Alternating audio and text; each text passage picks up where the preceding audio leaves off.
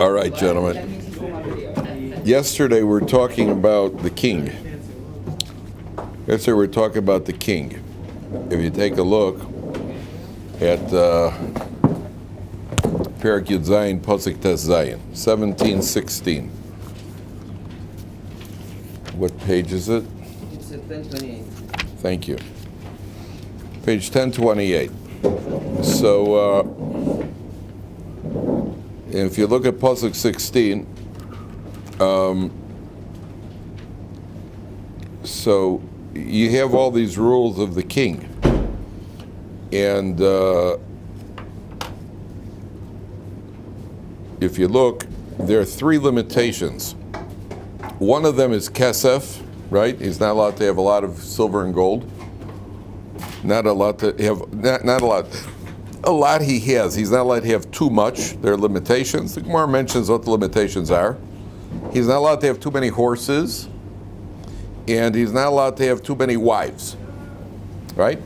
So the king has these rules. That's what we said yesterday, the rules of possessions, the rules of horses, and the rules of wives. If you look at Pasuk Yud Ches, it says, V'lo yarbelo dashim, 7 lines from the bottom, V'lo yosur levavo, so it shouldn't cause his heart to stray. V'kesef ezav lo yarbelo meod.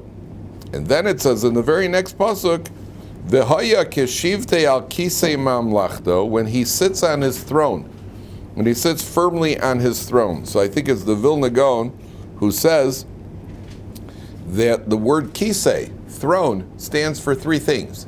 Chaf stands for kesef. The chaf in kisei stands for kesef. Samech stands for sus. And aleph stands for isha. The 3 limitations. So if he sits on his throne, v'kasav lo es mishnei haTorah zos al sefer lifnei kohanim ve'levim. So if he keeps the laws, the limitations, he'll remain on his throne. That means the king has these limitations, and that's where the king is expected to obey. Now, we run into a problem here, because then it says like this: V'hoisa imo v'korabo kol yemei chaya, 4 lines from the bottom on 1028. The Torah will be with him.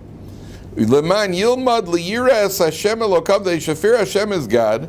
Lishmar is called divrei Torah azos. So it's achukim en lasosom. He's got to keep this Torah that he focuses on in order to fear God. Now the problem here is like this: who was the first Jewish king? Remember we said yesterday? Shaul. Shaul was the first Jewish king. And Shaul, please take chumashim, gentlemen. Please take chumashim so you can follow it inside. Shaul was the first Jewish king. And why was he chosen as the king? Because he wanted a king like the other people wanted. That's why they chose a king. But why did they choose Shaul? Who decided that it's going to be Shaul? Shmuel Hanavi. How did Shmuel know? Because God told Shmuel to choose Shaul. Why did he choose Shaul? Because Shaul was a tzaddik. And not only that, the Nach, and by the way, this is one of the psukim that proves that there's got to be a Torah Shebal Peh with the Torah Shebiksav, because the Nach says about King Shaul, Ben Shana Shaul b'molcho. He was 1 year old when he took the reins. Ben Shana Shaul b'molcho. He was 1 year. That's how it translates. He was 1 year old when he took the reins. That's a pretty precocious youngster, right? If you're 1 year old, I mean, kids are bright, but 1 year old and you're the king. So the Gemara says, well, what does that mean? How could you possibly? What meaning could that possibly have? And by any translation, that's what the words mean. By any translation, that's what the words mean. The word is Ben Shana Shaul b'molcho. He was 1 year old when he took the reins. So the Gemara says, just as a 1 year old is free of sin. Oh. Wait, you like that? Just as a 1 year old, I mean, that was some reaction. Just as a 1 year old is free of sin, so too Shaul was such a tzaddik, he was free of sin. So then why does the Torah say over here, 4 lines from the bottom, he's got to read it all his life, Leman yilmad liyira es Hashem, he should learn to fear God. I understand he was chosen because he feared God. And then Dovid HaMelech was chosen because he was a tzaddik. And Shlomo was chosen because he was a tzaddik. I understand. Were you a tzaddik first and then you feared God, or you became the king and then you learned to fear God? You understand the problem over here? You got a little bit of contradiction here. What comes first, the chicken or the fear? Both of them. Right? What comes first? What? Both of them. Both. What do you mean by both of them? From another chicken. From another chicken. Yeah. Well, which comes first? The answer is you could be fearing of God. but then you're put into a position of power, and you're the king. That could go to your head very easily. So the Torah, yeah, you were chosen because of your qualities. But how are you going to maintain those qualities? How are you going to retain those qualities? You'll only retain those qualities if you stay loyal to the Torah and you constantly focus on the Torah.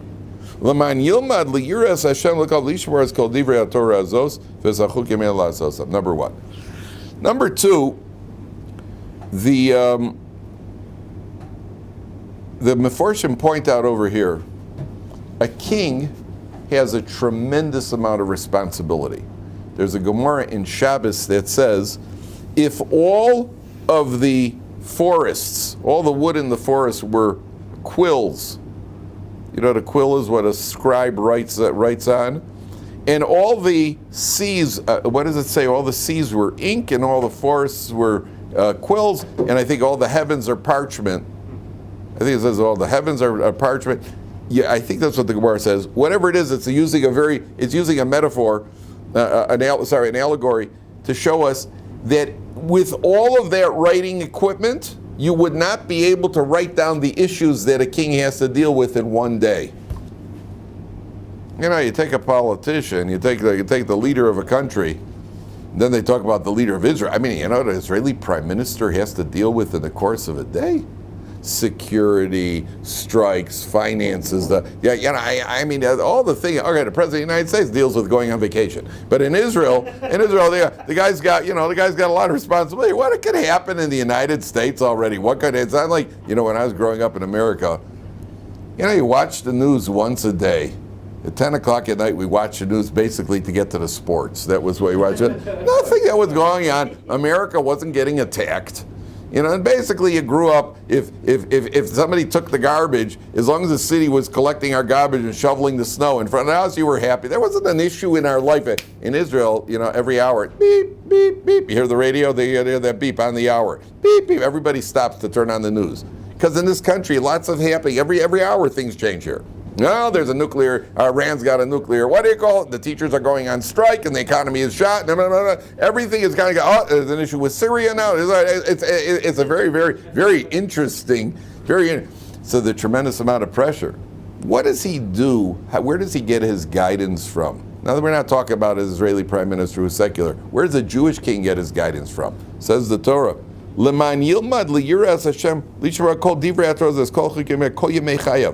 entire life, where does he get his approach from? From Torah. Torah's got all the solutions. All you have to know is you have to know how to read the Torah. You have to know where to look in the Torah. But the Torah's got all the solutions. The classic example, we've spoken about this several times, the Chazon Ish. The Chazon Ish was who sat in a little room in Bnei Brak, and people came to him with medical questions. Nobody knows when did the Chazon, he did go to medical school.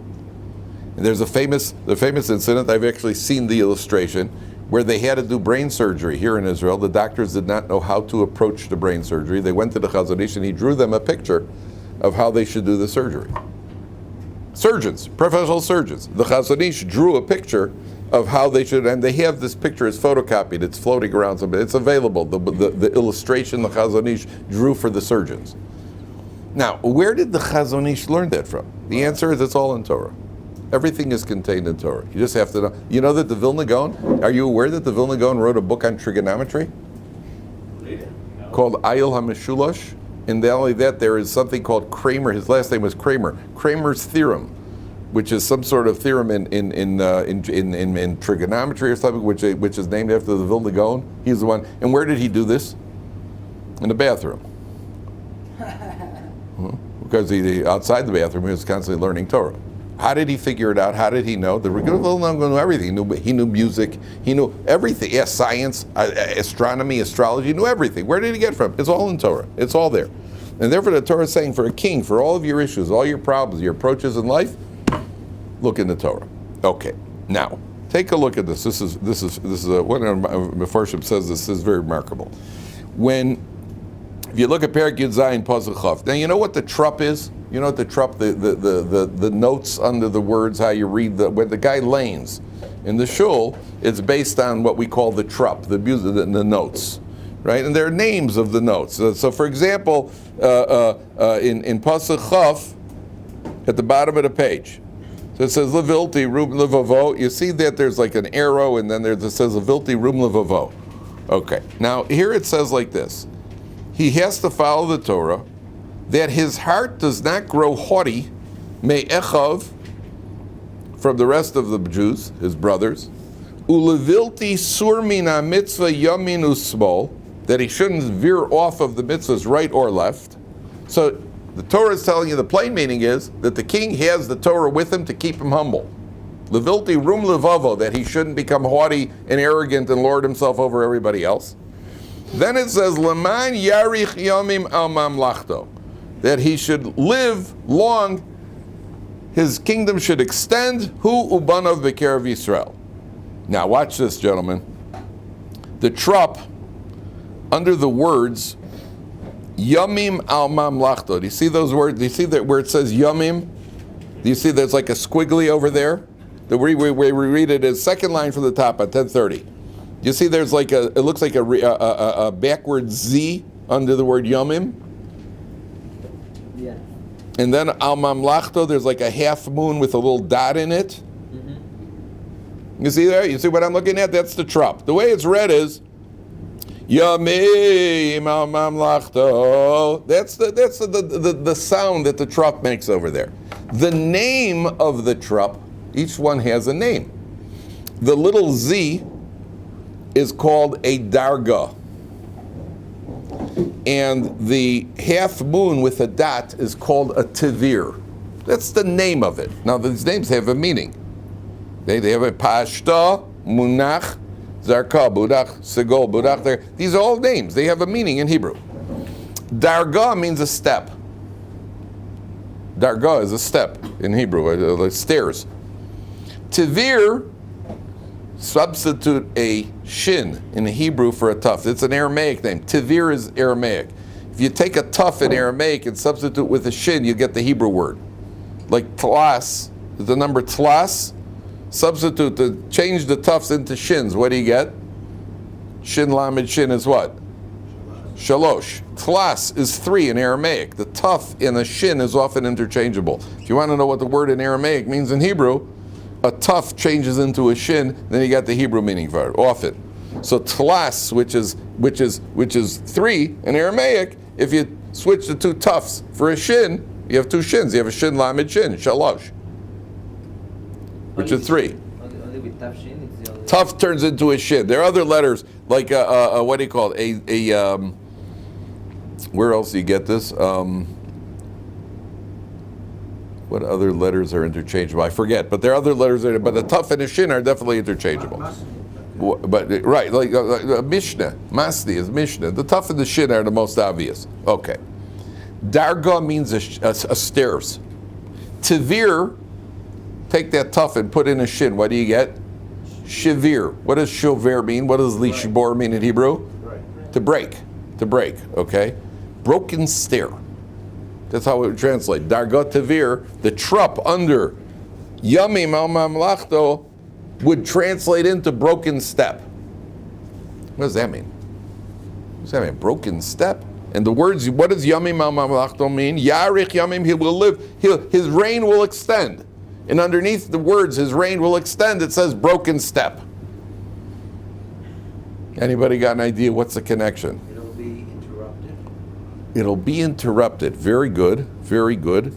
So, let me ask you the following question. Yeah, go ahead, Mayor. I'd say you won't be able to go higher. All right, because it's a broken step. That's it. Okay. So, Dovid HaMelech, the Gemara says, the angel of death was trying to put an end to Dovid HaMelech's life. Dovid had asked Hashem, when is he going to die? Hashem said, we don't tell anybody when they're going to die. We don't tell you what age you're going to live to. Nobody knows. So he said, at least tell me what day it's going to be. So Hashem said it's going to be on a Shabbos. Did you ever hear this idea? Hashem said Dovid HaMelech going to be on a Shabbos. So what did Dovid HaMelech do all Shabbos? He learned Torah. And because he was learning Torah, the angel of death couldn't get it. When you're learning Torah, you're protected. All right, he made Kiddush and he ate, I don't know exactly, but he was learning Torah. That's what the Gemara says. And the angel of death couldn't get him. So what happened? The angel of death went out in the backyard, he started rattling the trees. So Dovid HaMelech apparently continued learning, but went to see what was happening in the back. And the Gemara says, as he walked, the stairs broke. And he went, oh, like that. And the minute he stopped, his lips stopped moving there, that's when he died. That's what the Gemara says in Shabbos. So now we understand why under Leman Yarich Yamim Al Mamlachto, he will live long. His kingdom will extend until when? Dargat Tavir, until the step breaks. That's the trup. Under Leman Yarich Yamim, the trup under Yarich Yamim is Dargat Tavir until the steps break, which is an allusion to the idea that David HaMelech's reign extended until the steps broke. That's what one of the Forshim says. Okay? Now, that's what's that? The moony thing, how do you spell it? The Tavir, tough Beis Yud Resh. Tavir, Dargat Tavir.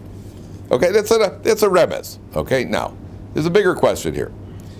And the bigger question here is, let's say your father tells you don't have to honor him. You know, halacha, your father walked into a room, you have to stand up for your father, all the laws of Kibbut Aveim. Let's say your father says you don't have to honor him. Are you allowed to not honor your father? No. Yes, you are. Av shemochal al kvodo kvodo mochal. Father says, I don't want you to stand up for me. Then you're not obligated to say. You should anyway, by the way, but you're not obligated. The father is allowed to forego his honor. Hold. A father is allowed to forego his honor. If he didn't forego his honor, you have an obligation to honor him. If your father walks into a room, you have to stand up. You're not allowed to call your father by his first name. You have to, what do you call it? You're not allowed to sit in your father's seat. If your father is willing to forego his honor, the halacha is he could say, he could be mochel, he could forego his honor. That's a halacha. Can a Rebbe, a Rav, a Talmud Chacham, can a Rebbe forego his honor? The halacha is yes. What about a king? No. A king is not allowed to forego his honor. A king has to maintain a certain standard. Because his honor is not his own. His honor is the Jewish people. He represents the Jewish people. King is not allowed. There's a protocol. You know that even in England, the Queen of England, you know that when you go to visit the Queen, before you go to see the Queen, you have to go through, they tell you exactly what's expected of you when you're going to go in and when you're going to be in the presence of the Queen. That you have to go in, you don't touch the Queen, you don't extend your hand, you stand back. You know, there's a whole protocol. Somebody, by the way, there's a lady I know, she said that when the Queen is like at some sort of banquet, you know, with various diplomats and all these government people, she carries a purse. The Queen is holding a purse, and she's talking to somebody, and then she'll shift the purse to her other hand. That's an indication that she wants somebody to come and take her away, that this conversation is over. Right? And then it's a signal. When she's holding the purse like this, if she does like this, that means one of the people should come over and either pull her away, take the other person away. It works. Now, there's a whole protocol. There's a protocol of how you treat a queen. A king in halacha is not allowed to forego his honor. The king has to maintain a certain stature because his position is the position of people. You know, Jimmy Carter was the president of the United States. He got elected somehow. And Jimmy Carter, for about the first 3 months of his presidency, well, he walked across America. He was a governor. He was a governor, and then he's retired. Then he decided he wanted to be president, and he walked across America, campaigning, and he got himself elected. Okay, so the first 2 or 3 months of his presidency, he wanted to show that he's just an ordinary guy. So he used to walk around. He would carry his own bags onto the airplane. There were pictures of him. I'm sure he gave it to somebody else, but for the pictures, he carried his own bags, and he would wear like golf shirts, regular pullover golf shirts, and his ratings went down. Because Americans don't want, you're a president. I don't want to see you in golf shirts and carrying your own bags. I want to see some dignity over here. I want to look up to him. The king has to maintain that dignity. That's on the one hand. On the other hand, you'll notice that the Torah says over here, bottom line on page 1028, Levilti rum levavo me'echav. Excuse me 1 second. That his heart should not grow. How does he translate? Not become haughty over his brothers. That's a very difficult thing. This is a very difficult trick. On the one hand, he has to maintain a certain stature. On the other hand, he's not allowed to let himself get haughty. It's a very, very tricky balance over here. Right? It's a very, very tricky balance. So which one is it? So the way we usually put it is, you have to take the position seriously. Don't take yourself too seriously. That applies. You have to take the position you have to take seriously. But don't take yourself too seriously. That means you represent the position. And depending on what the position is, you have to maintain the dignity. That's what the king has to do. Now, what's really fascinating here is, by the way, that's one of the most difficult things in life. One of the most difficult things in life is knowing when to turn something on and turn it off. I met a kid once whose father was a principal of a day school. So I asked the kid, the principal, you know what a day school is? Like a Jewish school. He was the principal of a day school. So I met this kid. Kid was about 18, 19 years old. I said to him, are you planning on being a principal too? He said to me, no way. So I said to him, why not? He said to me, Rabbi, you can't imagine what it's like to grow up in the principal's office. I mean, his father was the principal of a school, but he ran the house like a principal. Now you can't run a house like a principal. Right? You got to be able to. You got to be a father, not a principal. It's a very tricky thing. They say apparently high-ranking military officials do not have great marriages. Right? Because when you're a colonel in the army, if you're a colonel, every discussion ends the minute you say that's an order. In other words, you're a lieutenant and you're talking to a colonel. Now I'll let you talk as much as you want, but as soon as you start arguing and I cut you off and say, that's an order, the conversation is over. You say one more word, you can be court-martialed. That's not going to work in the home. When your wife says, Colonel, sir, could you take the garbage? That's rough on colonels. Right? That's not so simple. Right? Colonel, sir, could you take the garbage? Right? Or you're having a discussion with your wife. Well, I think we should go for that. No, that's an order. We're staying home. Oh yeah, oh yeah. You're going to stay home and eat tuna fish. That's what's going to happen to you. So it's a very difficult. You got to know how to turn it on and turn it off. Not so simple. You should know, by the way, when I first got married, I'm divided. Any of you a Kohanim, by the way? Anybody here a Kohen? You're a Kohen. Okay, this is good for you to know. So there's a halacha. There's a halacha that you're not allowed to make use of a Kohen. You know that? A Kohen could forego his honor. But there's a halacha that you're not allowed to ask a Kohen for favors. How do you like that? How do you like that? I like it very much, as a matter of fact. But okay, so it's a halacha, and depending on what it is, and depending on who the person is, if it's a dignified person, a Kohen's allowed to do it. But you should just something simple like telling a Kohen, "Can you do me a favor? Can you run across the street? You're going to Kohen. Can you buy me something at the store while you're there?" It's not so simple. According to halacha, it could very well be you're not allowed to do that. I've had people ask me to bring. That's not so simple. Not so simple. Because there are poskim that say even something minor, like passing the ketchup, you're not allowed to do. What about passing tissues? Even passing tissues, sure not. So it's not so simple. At the end of the day, it's a halacha in Shulchan Aruch. You look at Kuf Chav Ches, it's a halacha. This is not a minhag. This is not a minhag, and this is not a rumor. This is not a minhag. This is not a rumor. This is a halacha. If you look at Orach Chaim Siman Kuf Chav Ches, the Mishnah Berurah Siman Mem Hey says that Asur Lishtamesh B'Kohen B'Zman Hazeh. You're not allowed to make use of a Kohen nowadays. It's a halacha in Shulchan Aruch. You don't believe me? I'll show it to you. It's a halacha. I don't know what you find so amusing. It's a halacha. I just asked him for tissue. I know. Was that in order to show, or is that an accident? No, it was an accident. Okay, so there are opinions that it doesn't apply to insignificant things, like pass the ketchup, but there are opinions that it does. Okay, and once you've got the tissue, it's too late anyway. Right? You're against it. You are not against halacha. It is and I'm against the halacha that says that we can't do drugs. But there's nothing we can do. That's a halacha. There's nothing we can do about that. I met an uneducated Balchuva one time. He wants to have a conversation. He says, for Kohens, we don't have to do anything. I said, so if a guy's old man falls in the street, you're not going to pick him up?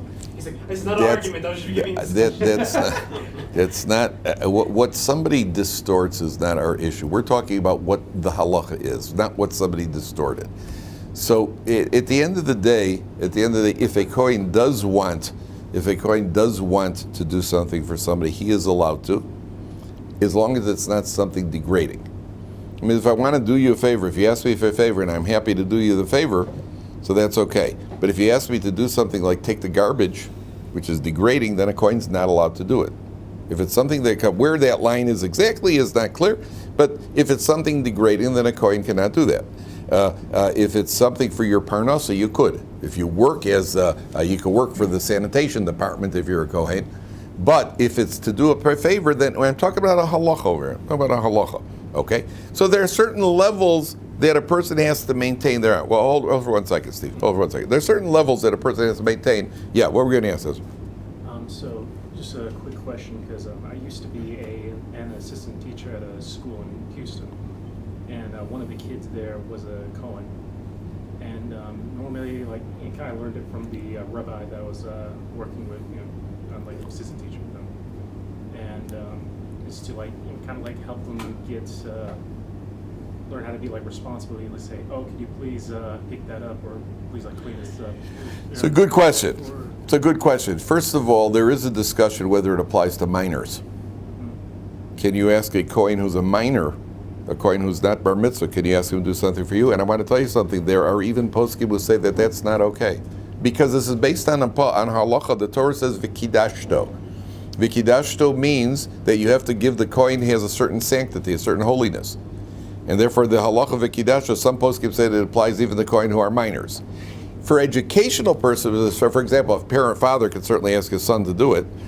Besides the fact that if I'm a Kohen and my son's a Kohen, but see, what happened was, I was married about 2 years. I think it was my second year of marriage, and one day my wife asked me to take the garbage, and I said to my wife, I will tell you exactly how the conversation went. I don't know why it took me 2 years to think of this, but my wife said to me, "Can you please take the garbage?" And I said to her, "How does it look for me, a Kohen, to take the garbage?" My wife said, "How does it look for you, a Kohen, to be single?" Right? So I took the garbage, right? And then I asked a halachic authority why I'm allowed to. Now, I knew that I'm allowed to, and I knew that she's allowed to. I knew I could do this for my wife. I was just trying to find any excuse possible. So I asked an interesting question. I asked a halachic authority, who happened to live upstairs from me, as the community posting. I said, "Why am I allowed to take the garbage?" So he kind of rolled his eyes. Here comes Kaplan with another question. I said to him, "Why am I allowed to take the garbage?" I was curious more what he would say than they wasn't really a shaila. He said to me, "Well, not all of the orange peels and eggshells belong to your wife, do they? Some of them are actually yours. So you're not doing it for her. You're not doing her a favor in taking the garbage. You got to take the garbage because the garbage needs to be taken. It doesn't all belong to her." But this is a halacha, gentlemen. This is a halacha in Shulchan Aruch about not making use of a kohen. Now, let's go back to the king for a second. Let's go back to the king. On the one hand, the king has to maintain the position. On the other hand, he has to be humble. How do you do that? How do you ride? How do you? So this is very, very tricky, because you have to show yourself publicly as an authority. Wear your crown. They had a crown. Jewish king had a crown. You have to maintain a certain dignity. You're not allowed to see the king getting a haircut. Do you know that? You lose respect if you see the king getting a haircut, or seeing him in the bathhouse. You're not allowed to see the king get in the bathhouse, because you lose respect. You have to see the king as a king. When Shlomo HaMelech, something flying around. When Shlomo HaMelech was made the king, Dovid HaMelech had a son, Shlomo. So he told the men who were going to bring him to the coronation, he said, "Put Shlomo on a mule and ride him on this mule." Okay, why a mule? Why did he put Shlomo on a mule? Like a simple animal. It's a simple animal. That's true.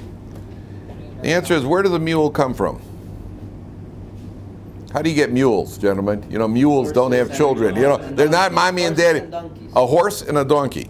What does a horse represent? A horse represents strength. What does a donkey represent? Lowliness. It's a lowly animal. That's why Avram Avinu rode a donkey, and Mashiach is going to ride on a donkey. There's a certain humility. A donkey is considered humility. David HaMelech said, "Put him on a mule," because the mule is a mix between the two. That on the one hand, you have to have the horse aspect, because you have to maintain the dignity of the position. On the other hand, internally, you have to be humble. And that's a very tricky thing when you gotta do both. You gotta on the one hand behave a certain way, on the other hand, internally you have to be something else. That's what the what do you call it? That's why the king. This is difficult for anybody, by the way. difficult for if you're a wealthy man. A wealthy man by nature, people respect you when you're a wealthy man. You got to keep it in proper perspective. A person who's got a talent or an ability, whatever the talent is, let's say you're a great painter, or let's say you're a great athlete, whatever it is, on the one hand, you realize your accomplishment, you realize your ability. On the other hand, and people respect you for it. On the other hand, internally, you have to realize that whatever you got is a gift from God anyway. It's a very difficult thing in life to balance. I told you, I find that Yom Kippur, which is coming up, we have Rosh Hashanah and Yom Kippur are coming up. I personally find in certain ways Yom Kippur is an easier day than Rosh Hashanah. Why is that? Rosh Hashanah, we go to shul and you daven, and you're very intense. Then you come home and you eat a meal, and you got to deal with the physical world. So you're in the spiritual world and you're in the physical world, and you keep turning it back and forth because you got to go to shul, come home, eat, go to shul, come home, eat, that sort of thing. Yom Kippur, you're called complete detachment, complete focus on the spiritual. I don't have to deal with the physical world. Okay, you're hungry and you got a headache, but the actual approach to the day is a much easier approach. I mean, that's why they say they have these diets that people go on these diets with what's called a liquid diet. Right, and they lose weight on these liquid diets, special liquids that they drink, and they lose weight on these liquid diets. That's a much easier, and they're successful with that. Whereas when it comes to food, they're not successful because food means you got to control yourself. Here, food's not part of the equation at all. All you do is you take a drink a couple of times a day, and as a result of that, a person starts to lose weight because you're not dealing with it. When you have to deal with opposites, it's a very, very tricky thing in life. Very, very challenging. Okay. Mayor, were you going to ask something? Yeah, go ahead. Great balance. Well, but it's hard to get the balance. That's the thing. the first one, perhaps, let's say if the Kohen or if the king just takes the trash without being told, that might be directly an act of being humble. It is, but there's a limitation on what you're allowed. Do you know that the rabbi of a community is not allowed, the Rav, you have a Rav of a community? He is not allowed to be seen doing any sort of work by the members of the community? Any sort of work. He's not allowed to see, nobody can see him. I've been living by my upstairs neighbor is the Rav for 35, 40 years almost. I've never seen him outside, never seen him, even in the shul, and he's a very humble person, a very God-fearing, humble person. And I remember seeing him in the shul because on Shabbos afternoon, he used to give a shir. And what they would do is he's got a special chair in the shul, and somebody would bring his chair from the main shul to the room where we had the shir. It's a bigger chair than the regular, the Rav's chair. After the shir, he would go back to his place. And then if nobody remembered to bring him his chair, he would just start davening. But he wouldn't bring the chair himself. You know why? And he's not allowed to. Nobody's allowed to see him lift the chair and bring it over. He's the Rav. I don't want to see the Rav schlepping chair. He's not a schlepper, he's the Rav. And he's a person who honor doesn't mean anything to him. And he's a humble person, and he's a God-fearing person, but that's a halacha. That's a halacha. Sometimes those are the hardest halachas. So the same thing, a Kohen, he's not allowed to do something degrading. That's a halacha in Shulchan Aruch. Okay, let's go on. Take a look at Pasuk, I'll tell you something amazing here. Take a look at Perek Yud Ches Pasuk Gimel. So, it says like this, the Kohanim, the Torah starts going through the fact the Kohanim do not get a portion in the Jewish people. And then, on page 1030, 6 lines from the top, it says, V'zeh yiyeh mishpat me'esa kohanim me'esa am, me'zivchei hazevach. This is what the Kohanim do receive from the people. Im shor imseh. If somebody goes and slaughters an animal, and we're not talking about korbanos over here, we're not talking about sacrifices. You have a backyard barbecue, and you slaughter an ox. Any butcher shop. V'nasan la kohen hazroa v'alachayim v'akeva. Every animal that's shechted in the Jewish people, so the Kohanim don't own a portion of the land. Any animal that's shechted, we're not talking about the korbanos now. The Kohen has there 3 parts you have to give the Kohen. You have to give him the forearm, which is the zroa. The lechayim is the cheek, which includes tongue. The akeva is a certain part of the stomach. That means that when a person slaughters, I don't know if you guys like tongue, right? Some people, tongue is one of those things, either you love it or you can't stand it because of what you think of what the idea is, right? But if you like tongue, in the time of the Beis Hamikdash, you know where you're going to get it, Mir? You like tongue? That's great. You come to my house where I have a freezer. I'm going to have meat freezers where people are giving me the Zorah L'chaim. I'm going to have a big tongue section. And if you think you're going to get a discount, forget about it. right? Oh, I'm going to charge. I can charge you for it, and I will, right? So if you want these things, you're going to have to pay the Kohen. Now, why do the Kohanim get this? Take a look at Rashi. Why do the Kohanim get the cheekbone and the tongue? Says Rashi.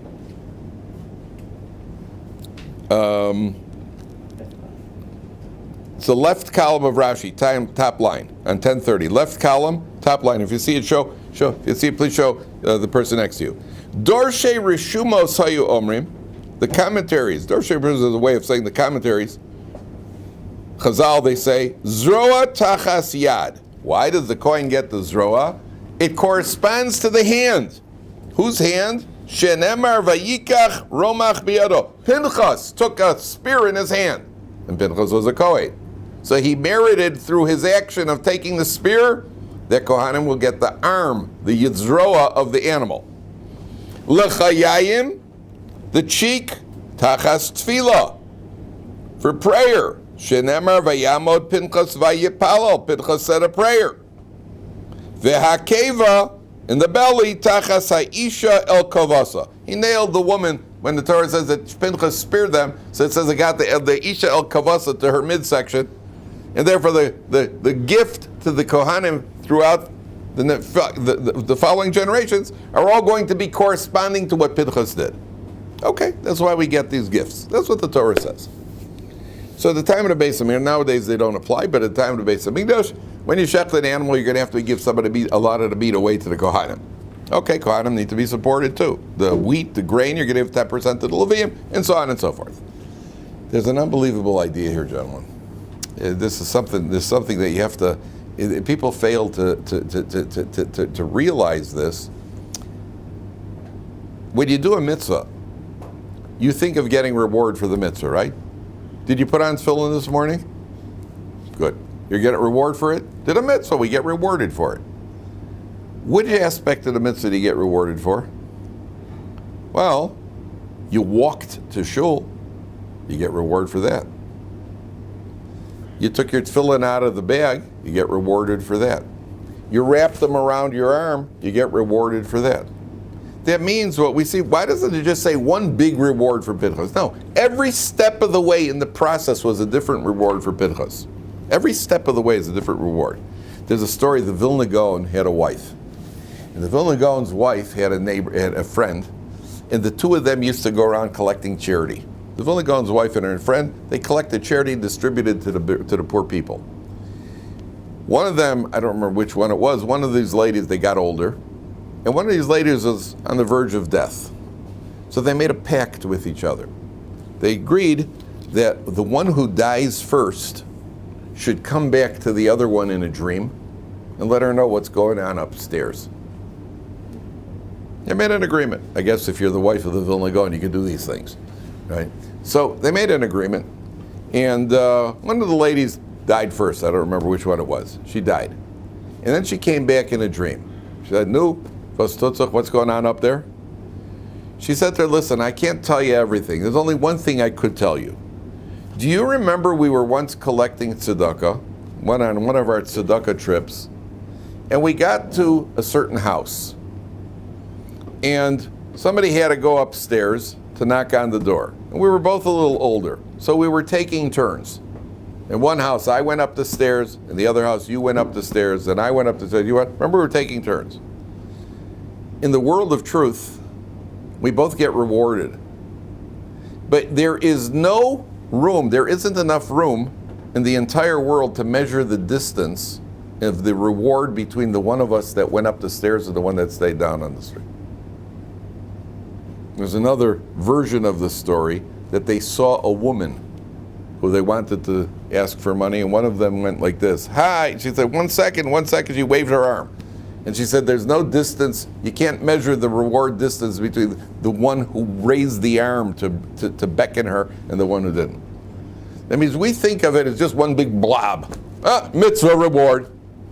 No, it's all compartmentalized. Part of the mitzvah you did with proper kavanah, part of the mitzvah you did l'shem shemayim, part of the mitzvah you did shelo lishma. It's all up there, it's infinite.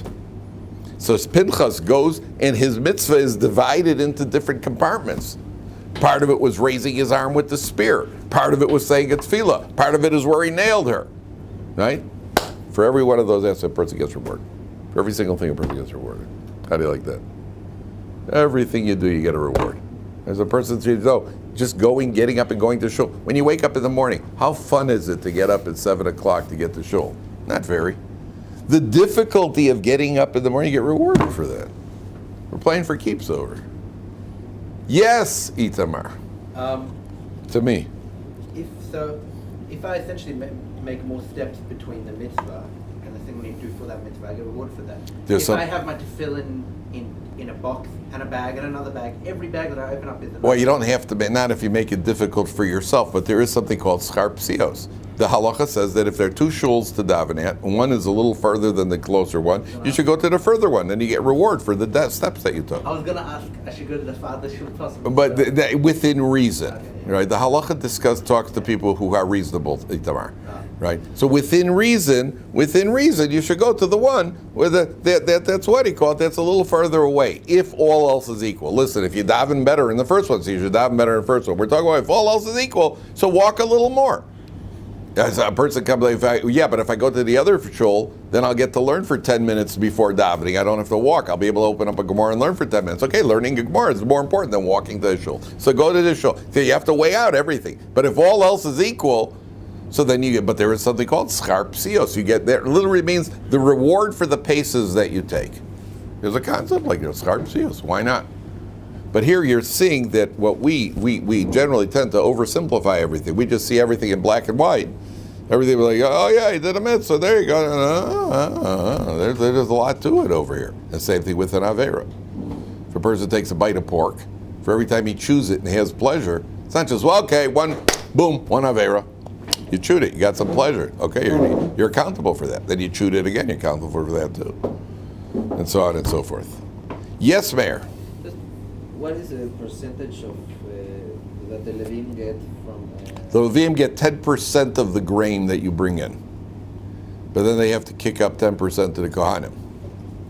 10%. So you have a grain field, Meiser. First Meiser for the Levim. That's all the Levim get though. The Kohanim have 24 different categories of gifts, but they get a little of this, a little of that, a little of this, a little of that. The Levim get one thing, 10%. That means from every field that you have a wheat field, you have a barley field, whatever field you have, 10% of that goes into a truck and is sent to your favorite Levi. Why are you upset about that, Mayor? You planning on being a farmer? Well, I'm a Levi. You're a Levi, so you should be very happy. That's what I'm asking. You should be happy. What are you talking? You should be happy. But then again, you have to give me 10% of it, so I'm happy. Well, I'm not going to leave it all by you. Everybody gets a commission, right? They got to get, listen, everybody's got their finger in the pie. That's the way it works.